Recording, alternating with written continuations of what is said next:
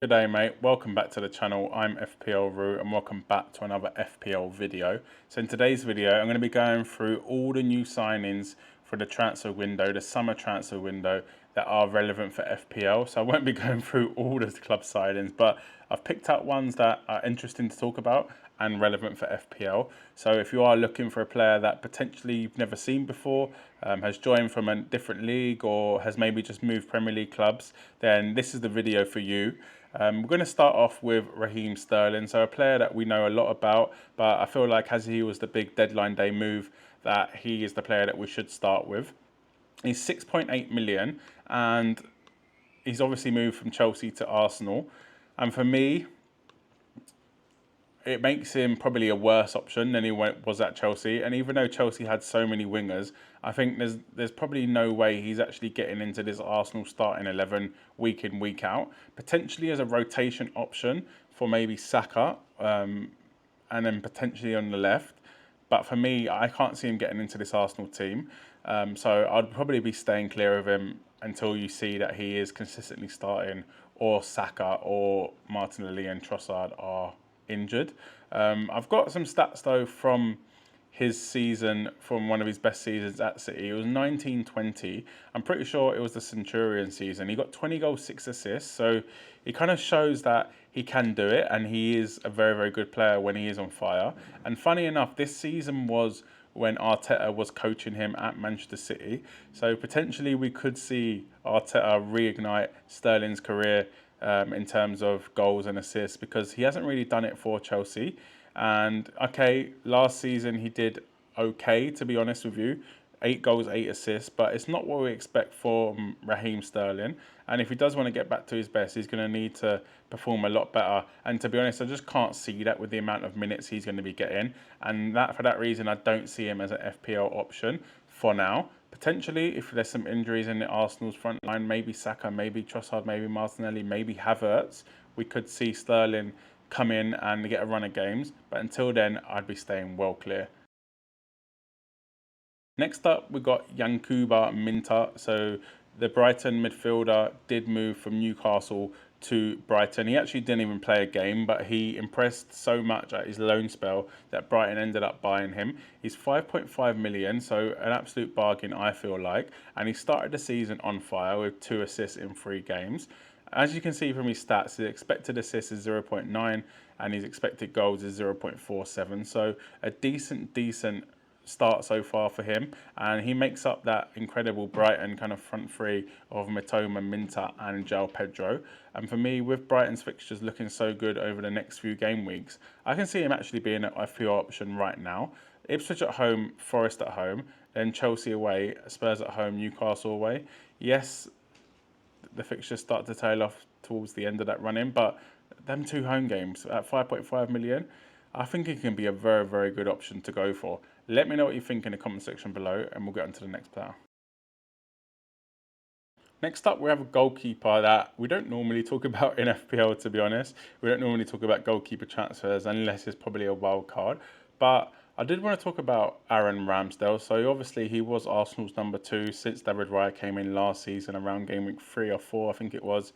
Ramsdale's been on the bench for Arsenal and he hasn't been getting any minutes. So he's made a move now to Southampton, and by the looks of things, he started the first game, he's been available, and at 4.5 million, potentially he could be a half-decent keeper if the Saints do have a good run of fixtures. Do I think that Southampton will be keeping a lot of clean sheets? Absolutely not. I can't see that at all. I think they're one of the worst defences in the league. Yeah, if not the worst. However, that means Ramsdale will be making a lot of saves, and if their fixture run is decent, you could see them pick up a few clean sheets. However, with the fact that you've got Brighton's keeper at 4.5, you've got a few other options at 4.5, Flecken, you've got Henderson for Palace. For that reason, I'd probably stay clear of Aaron Ramsdale. I think Southampton haven't showed anything so far this season to give us any idea that they're going to be good defensively. And again, for that reason, I'd be staying well clear of Aaron Ramsdale. However, potentially a good option if they do end up having a double game week at some stage of the season. Up, we've got another goalkeeper. So a goalkeeper that was quite popular last year, the old Crystal Palace goalkeeper, Sam Johnstone. So the England international comes in at 4.5 million. He's moved to Wolves and he started again the first game. He's took over from Jose Sarr. Newcastle at home, Villa away, Liverpool at home, Brentford away, and Man City at home. So tough to be honest, tough running for him.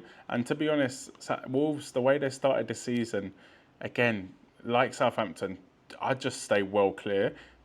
Brentford, they lost, they conceded two. West Ham at home conceded two, and then Forest away, he conceded one. So terrible start to the season for Wolves. They obviously lost. So that was Sam Johnston. Sorry, Wolves themselves, the team, actually conceded more. So they conceded two against Arsenal. Yes, these are tough games. Then they conceded six at home to Chelsea. Then they conceded against Forest. So for me, conceded 9 and 3. I don't want the goalkeeper from that defence, to be honest. Let's move on to the next player. Okay, I've been a little bit negative with the last few options, but with this player, I am being a little bit more positive. So it is Evan Nielsen for Bournemouth. He's now come in as their number 9. He's 6 million, and to be honest, he's virtually not owned at all. He started the first two games, 70 minutes and 64 minutes, which potentially could be a little bit worrying that he's coming off early, but he is new to the league, so I completely understand. First game, he did pretty well in terms of expected goals, so 0.75, which is pretty high, and then 0.2 in the last game against Everton. I do think he will be a good option at some point, and at 6 million, he could be an absolute bargain. We've seen Solanke score 19 goals for Bournemouth, so it's shown that their forward can score a decent amount of goals. Do I think now's the right time to bring him in? Probably not, with Chelsea at home, Liverpool way up next. But after that, with Southampton and Leicester, I actually don't mind him as an option. Would I pick him over someone like Semenyo at 5.5 million midfielder? I probably wouldn't right now, but I think at some stage of the season we'll be owning this player and we'll be potentially captaining him. Let me know what you think in the comment section below and we'll get on to the next one. So next up, we've got probably one of the most popular summer signings in terms of FPL so far this season. It is Emil SmithRow. So he's moved from Arsenal to Fulham, which means he is now going to be pretty much a guaranteed starter. And he's done that. He started the first 3 games for Fulham and he's got 1 goal in that time frame. He comes in at 5.6 million, so he's already gone up a point million. And for me, I'm sure a lot of you feel the same. He has actually looked pretty good so far for Fulham. In terms of delivery, though, he is massively owned, 26% owned. He's delivered a goal and got 10 points in a game against Leicester at home. Can he keep that up? Can he get maybe a goal every other game? Potentially. I just don't know if he is the most attacking player. I know he's an attacking midfielder, but he's not I wouldn't say he's an out and out number 10. He can play there, but I wouldn't see him as out and out number 10. Do I think he's a winger? Potentially a winger. We'll just have to wait and see in him. But I do actually really like him as an option for that price point. Forget what I said, but I actually do like him. I was just trying to give a balanced argument there. But his stats, again, show a goal in 3 games. Good fixtures for Fulham. West Ham at home, Newcastle at home, Forest away. Very, very good. Yeah, for me, if you are looking for a 5.6 million midfielder, I think Emil SmithRow could be a very nice option for now, to be honest, and I'm sure throughout the rest of the season as well. Let me know what you think in the comment section below, and we'll get on to the next one. Now we're on to Manchester City's only signing for the window. It is Savinho, 6.5 million, and he started the season very, very well as well. He missed game week 3 with an injury, but he started the first 2 games and got 2 assists, so pretty good return so far for him. Fixtures for Man City are not the best. Brentford at home, Arsenal at home, Newcastle away, Fulham at home, Wolves away. So Arsenal and Newcastle could be tough, but for me, I actually see him as a very good option if he continues to get minutes. Potentially not now because of that Arsenal game, but potentially from game week 7, it could be a very nice option to go for. Obviously, you've got Pep Roulette though, but if one of them wingers does get injured, potentially a Grealish, potentially a Bernardo Silva, and Savinho is pretty much guaranteed to start, then I think he's going to be in a lot of teams, and especially at that price point. 6.5 million for a Man City winger, yeah, take my money.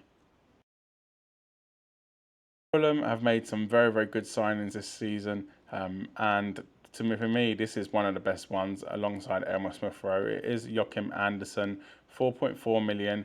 He hasn't actually played for Fulham so far this season, so he did join and he did play for Palace in the first game, but other than that, he hasn't played for Fulham, so I can't really compare what he's like or even if he's guaranteed to start. But for me, they've paid a lot of money for him. I think it's around 30 million, so for me, he's going to be starting.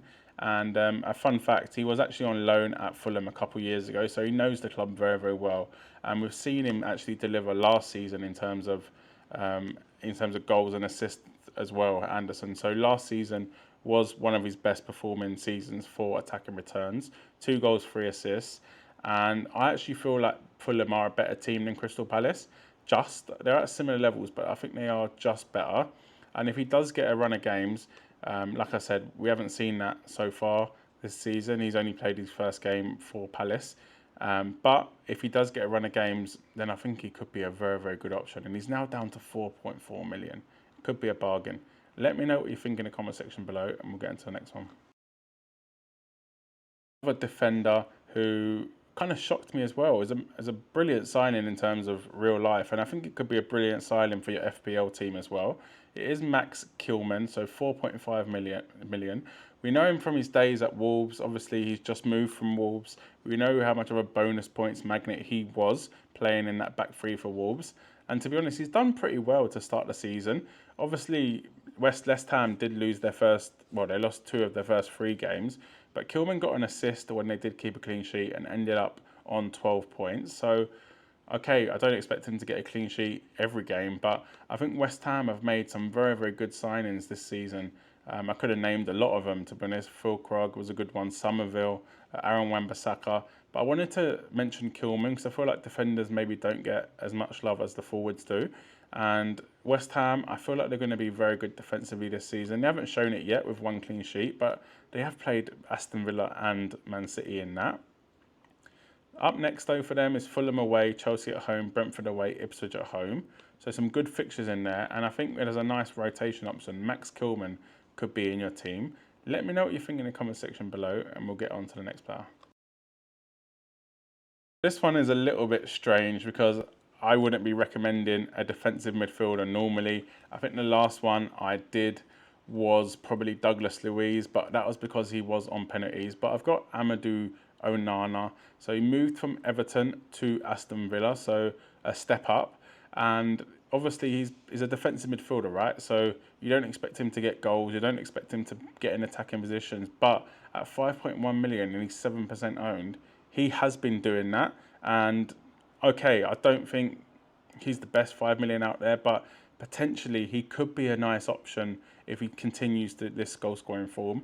And he's a massive threat from set pieces as well. I know you shouldn't be bringing in players just for set pieces, because obviously midfielders don't get defensive points really. They get 1, so it's not really worth your time to pick a defensive centre mid. But if Onana keeps getting on the end of these crosses, he could be an absolute threat and potentially warrant being in our FPL teams. Let me know what you think in the comment section below. Smash the like button, subscribe to the channel, and I'll catch you in the next video.